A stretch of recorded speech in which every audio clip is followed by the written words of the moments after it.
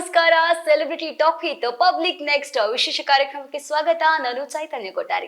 ಇವತ್ತು ನನ್ನ ಜೊತೆ ಇರುವಂತಹ ಸೆಲೆಬ್ರಿಟಿ ಇವರು ಒಂಥರ ರಿಯಾಲಿಟಿ ಶೋ ಸ್ಟಾರ್ ಅಂತ ಹೇಳ್ಬೋದು. ಬಿಗ್ ಬಾಸ್ ಡ್ಯಾನ್ಸಿಂಗ್ ಸ್ಟಾರ್, ಅದೇ ರೀತಿ ಇಂಡಿಯನ್, ಅದೇ ರೀತಿ ರಿಯಲ್ ನಾವು ನೋಡ್ತಾ ಇರ್ಬೋದು tsunami Kitti reality show star. ಇವತ್ತು ನಮ್ಮ ಜೊತೆ ಕೋರಾ ಸಿನಿಮಾದ ಹೀರೋ ಆಗಿ ಪಬ್ಲಿಕ್ ನೆಕ್ಸ್ಟ್ ಜೊತೆ ಮಾತಾಡ್ಲಿಕ್ಕೆ ರೆಡಿ ಆಗಿದ್ದಾರೆ. Sir, welcome to the show. Hi madam, ನಮಸ್ಕಾರ. ಹೇಗಿದ್ದೀರಾ ಸರ್? ಸೂಪರ್ ಆಗಿದ್ದೀನಿ.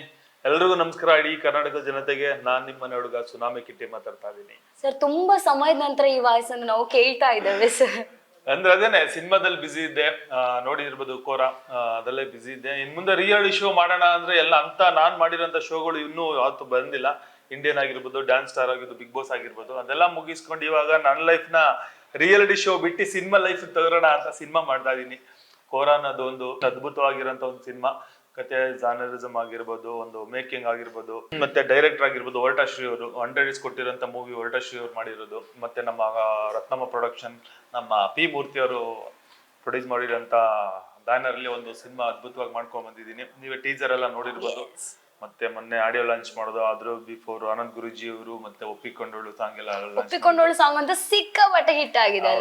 ತುಂಬಾ ಸಕ್ಕದ ಬಂದು ಒಪ್ಪಿಕೊಂಡೋಳು. ನಂದು ಮತ್ತೆ ಚರಿಷ್ಮಂದು ಕಾಂಬಿನೇಷನ್ ತುಂಬಾ ಇಷ್ಟಪಟ್ಟಿದ್ದಾರೆ. ರಿಯಾಲಿಟಿ ಶೋ ನೋಡೋದಕ್ಕೂ ಸಿನಿಮಾದ ನೋಡೋದಕ್ಕೂ ತುಂಬಾ ವ್ಯತ್ಯಾಸ ಇರುತ್ತಲ್ಲ. ನಿಮ್ಗೆಲ್ಲ ತುಂಬಾ ಖುಷಿ ಆಗಿರ್ಬೇಕು ಅನ್ಸುತ್ತೆ ನೋಡಿ.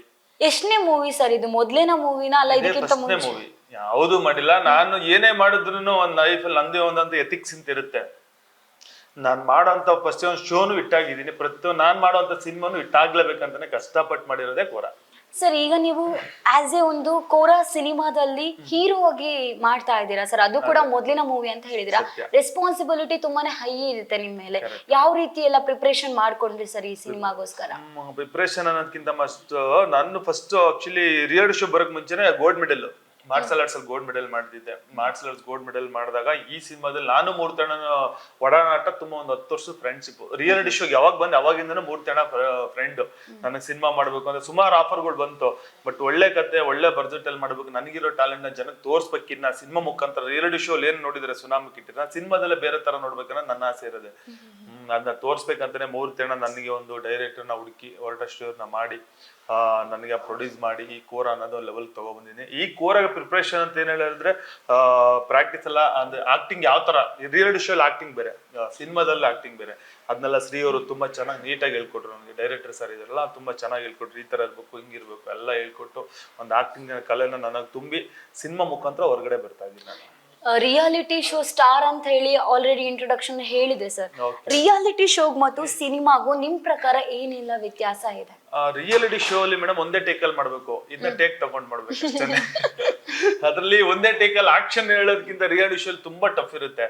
ಕೈಕಲ್ಗಳು ಗೇಟ್ ಆಗುತ್ತೆ. ರಿಯಾಲಿಟಿ ಶೋ ಅಂದ್ರೆ ಒಂದು ಟಾಸ್ಕ್ ಮಾಡ್ಬೇಕು, ಒಂದು ಡ್ಯಾನ್ಸ್ ಮಾಡ್ಬೇಕು, ಮತ್ತೊಬ್ಬರ ಜೊತೆ ಜಂಜಾಟ ಗುದ್ದಾಟ ಮಾಡ್ಬೇಕು. ಅದು ರಿಯಾಲಿಟಿ ಶೋ. ಸಿನಿಮಾದಲ್ಲಿ ಹೇಳ್ಕೊಟ್ಟಂಗ್ ಮಾಡೋದು ನೀಟಾಗಿ ಹೋಗುತ್ತೆ. ಬಟ್ ಆಕ್ಟಿಂಗ್ ಚೆನ್ನಾಗಿ ತಯಾರಿ ಮಾಡ್ಬೇಕು. ನಾವು ರಿಯಾಲಿಟಿ ಶೋ ಅಲ್ಲಿ ಸುನಾಮಿ ಬಂದ್ರು ಅಂತ ಹೇಳಿದಾಗ ಎಲ್ರಿಗೂ ಗೊತ್ತಾಗಿದೆ, ಕಿಟ್ಟಿ ಬಂದ್ರು, ಇನ್ ಎಲ್ರಿಗೂ ಕೂಡ ಟಕ್ಕರ್ ಕೊಡ್ತಾರೆ.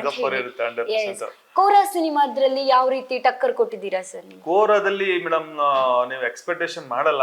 ಸುನಾಮಿ ಕಿಟ್ಟಿ ರಿಯಾಲಿಟಿ ಶೋ ಮಾಡೋದು ಕೋರಾದಲ್ಲಿ ತುಂಬಾ ಡಿಫ್ರೆನ್ಸ್ ಆಗಿದೆ. ಒಂದು ಆಕ್ಷನ್ ವೈಸ್ ಬಂದಾಗ ನಾನು ಏನಿದೆ ತುಂಬಾ ಹಾಕಿ. ಅವಾಗಲೇ ನಮ್ಮ ಮೂರ್ತಣ್ಣವರೆಲ್ಲ ಹೇಳಿದ್ರು ಫೈಟ್ ಮಾಡ್ಬೇಕಾದ್ರೆ ಕತ್ಕೆಲ್ಲ ಏಟಾಯ್ತು. ಸಾಂಗ್ ಶೂಟ್ ಅಲ್ಲಿ ಕಣ್ಣಿಗೆ ಏಟಾಗಿತ್ತು ನನಗೆ. ಎಲಿಕೆ ಮಾಡ್ಬಿಟ್ಟು ಬೆಟ್ಟದ ಮೇಲೆ ಕೂತಿದಾಗ ತುಂಬಾ ಏಟ್ಗಳು ಬಿದ್ದಿದೆ.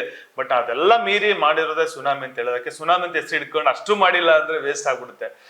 ಅಂದ್ರೆ ಆ ಸೆಟ್ಟಲ್ಲಿ ಒಂದಷ್ಟು ಜನ, ಒಂದಷ್ಟು ಜೂನಿಯರ್ ಆರ್ಟಿಸ್ಟ್ಗಳು, ಒಂದಷ್ಟು ಟೆಕ್ನಿಷಿಯನ್ಗಳು ಇದ್ದಾಗ ನನ್ಗೆ ಏಟ್ ಆದಾಗ ನಾನು ಪ್ಯಾಕಪ್ ಮಾಡಿದ್ರೆ ಅವತ್ತಿನ ದಿನ ತುಂಬಾ ವೇಸ್ಟ್ ಆಗುತ್ತೆ. ಖರ್ಚು ವೆಚ್ಚ ಎಲ್ಲ ನೋಡ್ಬೇಕು. ಅದರಿಂದ ಈ ಕೋರಾದಲ್ಲಿ ತುಂಬಾ ಕಷ್ಟಪಟ್ಟು ಮಾಡಿದ್ದೀನಿ. ರಿಯಾಲಿಟಿ ಶೋ ಏನ್ ಕಷ್ಟಪಡ್ತಿದ್ದೆ, ಸುನಾಮಿ ಕಿಟ್ಟಿನ ಈ ಕೋರದ ಮುಖಾಂತರ ನೀವು ತುಂಬಾ ಇಷ್ಟಪಡ್ತೀರಾ. ಒಂದು ಆಡಿಯನ್ಸ್ಗೆ ಒಂದು ಏನ್ ತಲುಪಿಸ್ಬೇಕು ನನ್ನ ಕಡೆಯಿಂದ ಮೆಸೇಜ್ ಆ ಕೋರದಲ್ಲಿ ತಲುಪಿಸಿದ್ದೀನಿ. ಶ್ರೀ ಸರ್, ಹೊರಟಾಶ್ರೀ ಅವರು ಏನ್ ಡೈರೆಕ್ಷನ್ ಮಾಡಿದ್ದಾರೆ, ಆ ಸ್ಕ್ರೀನ್ ಪ್ಲೇ ಆಗಿರ್ಬೋದು, ಒಂದು ಕತೆ ಆಗಿರ್ಬೋದು, ನಾನು ಎಷ್ಟು ಮುದ್ದತೆ ಒಂದು ಇನ್ನೋಸೆಂಟ್ ಅಲ್ಲಿ ತೋರಿಸಿರ್ಬೇಕು ಅದನ್ನ ಸಿನಿಮಾದಲ್ಲಿ ತೋರಿಸಿದ್ದಾರೆ. ಸಿನಿಮಾ ನೋಡಿದ್ರೆ ಇಡೀ ಕರ್ನಾಟಕ ಜನ ತುಂಬಾ ಇಷ್ಟಪಟ್ಟೆ ಬಿಡ್ತಾರೆ ಈ ಕೋರಾನ. ಎಕ್ಸ್ಪೆಕ್ಟೇಷನ್ ದೊಡ್ಡ ಸ್ಟಾರ್ಗಳು ಮಾಡೋದೇನು, ನಾನು ದೊಡ್ಡ ಸ್ಟಾರ್ ಆಗ್ಬೇಕಂತ ಆಸೆ ಏನಿಲ್ಲ. ಕೋರಾ ಗೆಲ್ಬೇಕಂತ ತುಂಬಾ ಆಸೆ ಇದೆ. ಸರ್, ಎಷ್ಟು ದಿನ ಶೂಟಿಂಗ್ ಮಾಡಿದ್ರಿ ಈ ಕೋರಾ? ಒಂದು 100-110 ದಿನ ಮಾಡಿದೀವಿ ಮೇಡಮ್. ಅದ್ರಲ್ಲಿ ತುಂಬಾ ಎಲ್ಲ ಫೈಟ್ಗೆ ಒಂದು ಸೆಟ್ ವರ್ಕ್ ಆಗಿರ್ಬೋದು. ಸೆಟ್ ಎಲ್ಲ ಜಾಸ್ತಿ ಯೂಸ್ ಮಾಡಿದೀವಿ ನಾವು, ಪ್ರಾಪರ್ಟೀಸ್. ಮತ್ತೆ ಫೈಟ್ ತುಂಬಾ 4 ಫೈಟ್ ಮಾಡಿದೀವಿ, 3 ಸಾಂಗ್ ಇದೆ. ಒಂದು ಒಳ್ಳೆ ವೆರೈಟಿ ಲೊಕೇಶನ್ ಮಾಡಿದೀವಿ ನಾವು, ಲೊಕೇಶನ್ಗಳು ವೈಸ್. ಸರ್, ಕೋರಾ ಸಿನಿಮಾದಲ್ಲಿ ನಿಮ್ ಕ್ಯಾರೆಕ್ಟರ್ ಯಾವ ರೀತಿ ಇದೆ? ನಂದು ಒಂದು ಇನ್ನೋಸೆಂಟ್ ಕ್ಯಾರೆಕ್ಟರ್.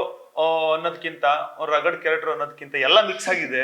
ಏನ್ ಹೆಸರು ಸರ್ ಸಿನಿಮಾದಲ್ಲಿ ನಿಮ್ದು? ನಾನ್ ಕೋರನೆ, ಓಕೆ. ಸುನಾಮಿ ಹೆಸರು ಕೋರನೆ ಇರುತ್ತೆ. ತುಂಬಾ ಚೆನ್ನಾಗಿ ಮಾಡಿದ್ದಾರೆ ಡೈರೆಕ್ಟ್ರು. ನನ್ನ ಕ್ಯಾರೆಕ್ಟರ್ನ ಯಾವ ತರ ತಗೊಂಡೋಗ್ಬೇಕು ಇವತ್ತಿನ ಟ್ರೆಂಡ್ಗೆ, ನಾನು as A reality show winner ಆಗಿರ್ಬೋದು, ಬಟ್ ಸಿನಿಮಾದಲ್ಲಿ ವಿನ್ನರ್ ಆಗ್ಲೇಬೇಕು ಅಂತ ಕಿಟ್ಟಿನ ಆ ಡೈರೆಕ್ಟರ್ ಆ ತರ ತಗೊಂಡೋಗಿದ್ದಾರೆ. ಈ ಪೋಸ್ಟ್ ನೋಡಿದ್ರೆ ನಿಮ್ಗೆ ಗೊತ್ತಾಗ್ಬೋದು. ಆ ರಗಡ್ನೆಸ್ ಸಿನಿಮಾದಲ್ಲಿ ತುಂಬಾ ಇಷ್ಟಪಡ್ತೀರಾ.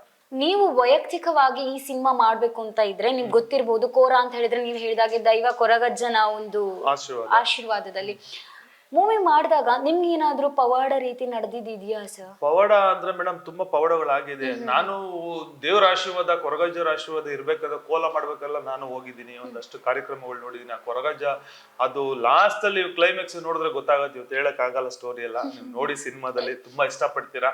ಆಮೇಲೆ ಪವಾಡ ಅಂದ್ರೆ ದೇವ್ರ ಆಶೀರ್ವಾದದಿಂದನೇ ಇವತ್ತು ನಾನು ಬದುಕಿದ್ದು. ನಾನು ಚರೀಶ್ ಮೋಹನ್ ಸಾಂಗ್ ಶೂಟ್ ಮಾಡ್ಬೇಕಾದ್ರೆ ಹೆಲಿಕಾ ಹೊಡೆದಿ. ನನಗೆ ಬೆಟ್ಟ ತುದಿಲಿ ಒಂದೊಂದು ಸೀನ್ ಇದೆ, ನೀವು ನೋಡಿರ್ಬೋದು ಸಾಂಗ್ ರಿಲೀಸ್ ದಿನ. ಹೆಲಿಕಾ ಬಂದು ಹೊಡೆದಾಗ ಆಕ್ಚುಲಿ ನಾನು ಲೆಫ್ಟ್ ಬಿದ್ದಿದ್ರೆ ಪಾತಾಳ ಹೋಗ್ಬಿಡ್ತಿದೆ, ರೈಟ್ ಬಿದ್ದಿ ಬದುಕೊಂಡಿರೋದು. ಆ ದೇವ್ರ ಆಶೀರ್ವಾದ ಅವತ್ತೇ ಗೊತ್ತಾಯ್ತು ನಮ್ದು. ಅವತ್ತೆಲ್ಲ ಫುಲ್ ಬ್ಲಡ್ ಬಂದು ಅದ್ ಬದುಕಿರೋದೇ ದೊಡ್ಡ ವಿಷಯ. ನಾನು ಅವತ್ತು ಸಾಂಗ್ ಶೂಟ್ ನೀವು ನೋಡಿ, ಅದು ಯಾವ ಊರು, ಮಂಗ್ಳೂರು. ಆಕ್ಚುಲಿ ಮಂಗ್ಳೂರ್ ಅದು ಹೇಳಿದ್ರಲ್ಲ, ಅಣ್ಣ ಹೇಳಿದ್ರಲ್ಲ, ಅದು 12 ವರ್ಷಕ್ಕೊಂದ್ಸತಿಗೆ ಹೂವು ಬಿಡುತ್ತೆ ಅಂತ. ಆ ಪ್ಲೇಸ್ ಅಲ್ಲಿ ಕೂತಿದ್ದಾಗ ಬದುಕಿದ್ದ ಅವತ್ತೇನೆ ಹೇಳಿದ್ದು, ಕೊರಗಜ್ಜನ ಆಶೀರ್ವಾದ ನಮ್ಮ ಸಿನಿಮಾದಲ್ಲಿ ಏನೋ ದೊಡ್ಡ ಅದ್ಭುತ ಇದೆ ಅಂತ. ಸರ್ ಇದ್ರಲ್ಲಿ ದೈವದ ಸೀನ್ ಏನಾದ್ರೂ ಬರುತ್ತಾ? ಇದೆ, ತುಂಬಾ ಕಡೆ ಇದೆ. ಕ್ಲೈಮ್ಯಾಕ್ಸ್ ಅಲ್ಲಿ ಇದೆ, ಮತ್ತೆ ಸ್ಟಾರ್ಟಿಂಗ್ ಅಲ್ಲಿ ಇದೆ, ಆಮೇಲೆ ಎಂಡ್ ಅಲ್ಲಿ ಇದೆ. ಒಂದು ದೇವದ್ದು ನನ್ಗೆ ಕೊರಗಜ್ಜ ಅಂತ ಹೆಸರಿಡೋದೇ ದೇವ್ರು.